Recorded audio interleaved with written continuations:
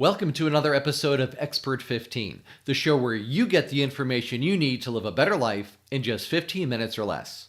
I'm your host, Dave D., and today my special guest is Jeffrey Schneider from the Tax Relief Company in Stuart, Florida. Jeff is a certified tax resolution specialist and is one of the country's leading experts on resolving tax issues. And today he's going to talk about what you should do and not do when you receive a tax collection notice from the IRS. Welcome to the show, Jeff. Thank you for having me, Dave. I greatly appreciate it. So, Jeff, obviously, someone who is watching this right now is in some trouble with the IRS. They've received a collection notice from the IRS, and they don't know what to do. So, let's get started with that. And why is it important that someone doesn't just hope that this goes away? Because I know that's people's first inclination is like, kind of put the letter away, put it in a drawer, throw it in the trash and hope it doesn't go away. Why do you say that's a really bad idea? Because the IRS doesn't go away. They're the world's largest collection agency.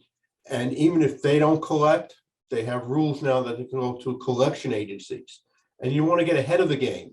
You want to make sure you get into voluntary compliance. You want to enter in some time a collection alternative. This way the IRS doesn't start taking your money out of your bank accounts, levying your pension, garnishing your wages. That can be very embarrassing if your boss gets a letter saying they have to take money out of your account because you're a tax debtor. So there's two things that you said that really stood out to me, Jeff. And the first is that the IRS will actually turn you over to another collection agency. Is that what you said? That's correct. If the debt is old enough, they will turn it over to a collection agency. One of them is called CBE. There is about 3 or 4 of them that have the authority to collect the debt, just like any collection agency. I had never heard of that before. That's not only fascinating, it's a little bit scary. And then the other thing that was very scary that you said is that the government can actually come in. They send a letter to my employer saying, how does that work? Well, if you get a levy, so you owe a lot of taxes over the course of time, and a lot could be anything over $10,000, $20,000, but you ignored it and ignored all the letters. Eventually, they have to find some way to collect it. Now, by looking at their records, their computer records, they see you have a W-2. They'll send an actual letter, an order for that employer to start withholding a certain amount of money and turn it over to the government themselves. It's almost in a way like child support. It goes through, like in Florida, it goes directly through the Department of Revenue. They take it right out of your paycheck. And did you say that the other thing that can happen, and again, we're not trying to scare folks here, but we want to give them, what could possibly happen. Then we're going to talk about how to handle it. But can they go into your bank account? So one day you could have money in your bank account, and the next day the government has taken the money out of your bank account? That's correct. That's called a levy, where the other one is called a garnishment, but it's really the exact same thing. They issue a levy to the bank. They have 21 days to hold off and notify you that they got this levy. So you can fight it. It's called squashing the levy, but that's very hard. The IRS doesn't go into levy accounts just for the heck of it. So they can go in, and on that date, if you owe them $100,000 and there's $10,000 in your personal and or business account, it's gone. Wow. Okay, so let's talk about then how we can avoid this from happening. So what are some of the things, Jeff, that we should do and we should not do when we receive the letter from the IRS? The first one you already told us, which is to ignore it, and now we know why. But give us some more information about what we should be doing or even not doing. Well, take it seriously. You don't know how many clients come to me, they open up one notice and they hand me 5 more.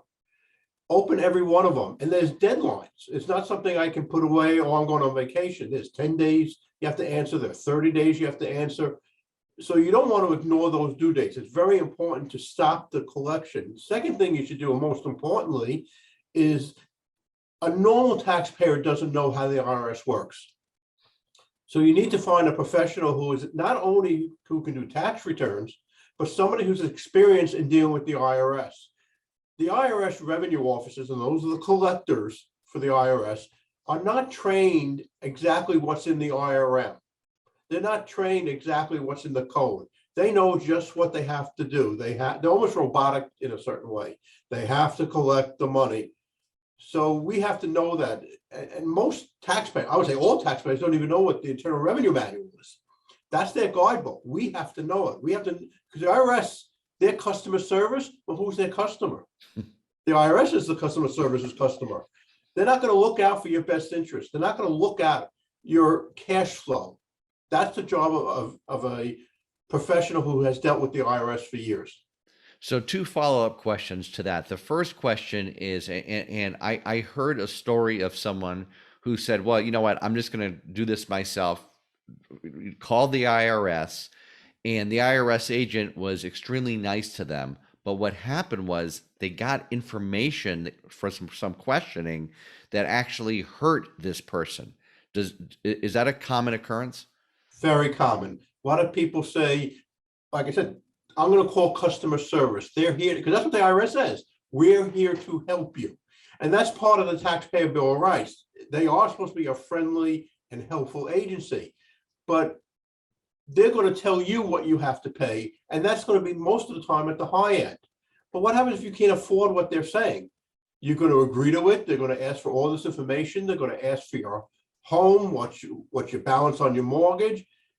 You don't want to give them all their information because the story is once the cost is out of the bond, you can't put it back. So once you say something, they already know it. They're recording it. And they're not going to forget this. It's in your record. So I can't come, for example, I can't come along later and try to backtrack. Mm. And now the other thing you said is, why wouldn't I just go to the person, my bookkeeper, or the person, my CPA? Why do I need to go to a specialist such as you or someone else? Well, I'm an enrolled agent, so I'm licensed by the U.S. Department of Treasury. CPAs, enrolled agents, and attorneys are what's called legacy preparers, legacy professionals. We can represent clients through all administrative levels. But just because you have an enrolled agent license, just because you're a CPA in the state and practice, just because you're an attorney, doesn't mean you have the experience to go before the IRS. You want to ask them how much representation they do. I have CPAs and enrolled agents that send it to me because they don't do it. They may do audits, but they don't like collections because collections is butting heads. So I like to butt heads. Gotcha. Yeah, and so I think a really good analogy would be, so you've got general surgeons, right? And then you have specialists under that. So you have like a heart surgeon. Do you want to go to a general surgeon if you have a heart problem, or do you want to go to a heart surgeon? Would that be a kind of a good analogy there? Well, This is what you specialize in. Right. Well, let's take it one step further. Would you go to an orthopedic surgeon to take care of your heart problem? You go to cardiothoracic surgeon. The same thing with us. Enrolled agents, CPAs are specialists in whatever they do. You want to go somebody who specializes specifically in dealing with the government and negotiating on your behalf. So Jeff, as I understand it, and correct me if I'm wrong, once someone hires a tax resolution specialist, the government can no longer hassle them. Is that correct? Tell me how that works.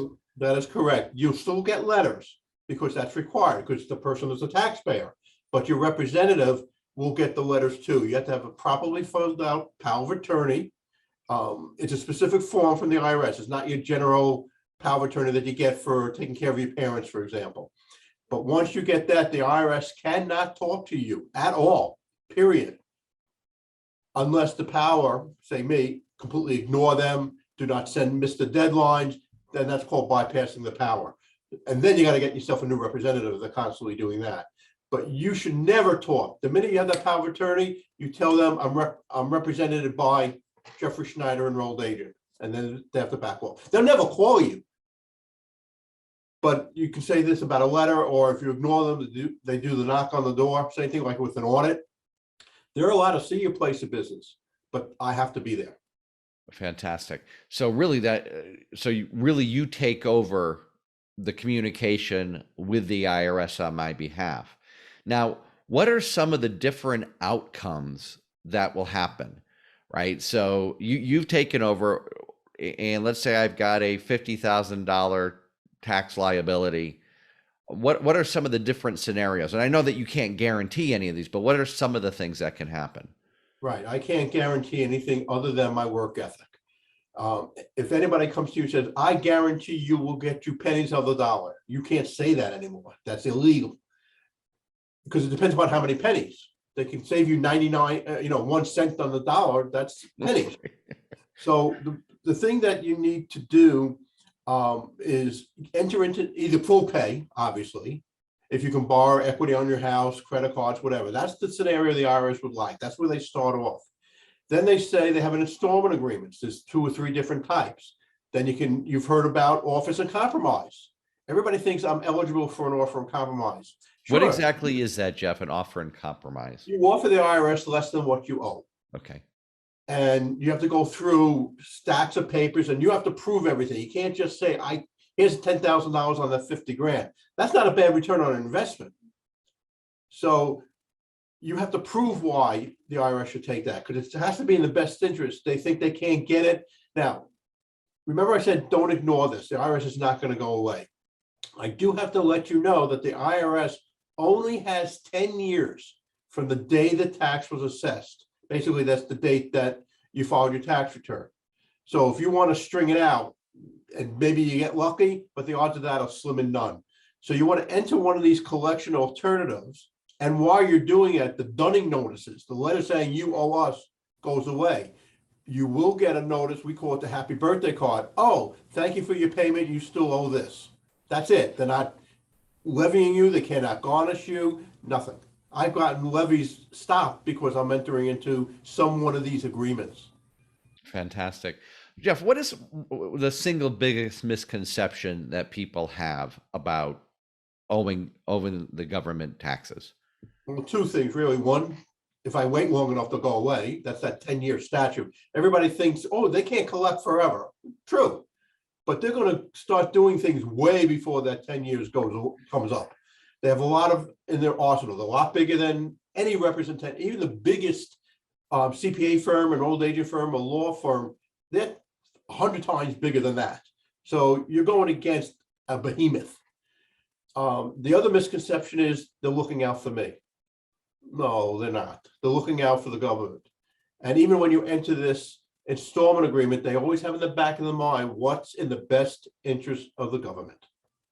So, Jeff, one of the things that you said a little bit earlier is that you like to butt heads with the IRS. And your passion obviously comes through for this and helping the taxpayer.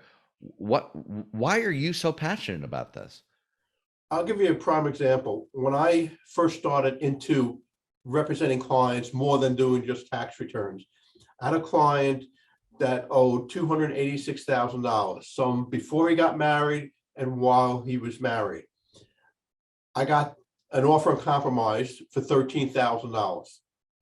So, but the biggest issue was his wife cried every night that they're going to take my house, they're going to take my this, they're going to take my that. How can I go on with my life? Well, the minute I got the letter that it was accepted, I got this big basket of goodies. She knew I love chocolate, so there was all chocolate. So that's why I like doing it. But all kidding aside, I get people's lives back on track. Even if it's a payment plan, it's a plan. It's not something that's just hanging over their head. They know every month they have to pay X dollars. And my job is to get that X dollars as low as possible. Fantastic. So what's the best way for someone to contact you if they have received a letter from the IRS and they are serious about, hey, wanting to take care of this? Well, you can call me. I have an 800 number, 877-355-8010, 8010, and we can take care of you. If we schedule an appointment and you want to work through us, I will get a power of attorney over to you. If you come in the office, I'll get it signed. And by the time you're out the door, I'm contacting the IRS to put a hold on any kind of what we call collection activity. Yeah, that's the most exciting thing, right? You do it right away, right? Right away. Right away. And then the other thing is they can go to the taxreliefco.com, correct? That's right. the www.thetaxreliefco.com. CO. Fantastic. Jeff, thank you so much for giving us this really valuable information today. I know it's going to help a lot of people. Thank you very much, Dave. I really appreciate it. And again, if you're ready to take care of your IRS problem, don't wait. What you want to do is you want to call Jeff for a no obligation consultation call. And again, that number is 877 355 8010. That's 877 355 8010. Thank you for watching, and we'll talk to you next time.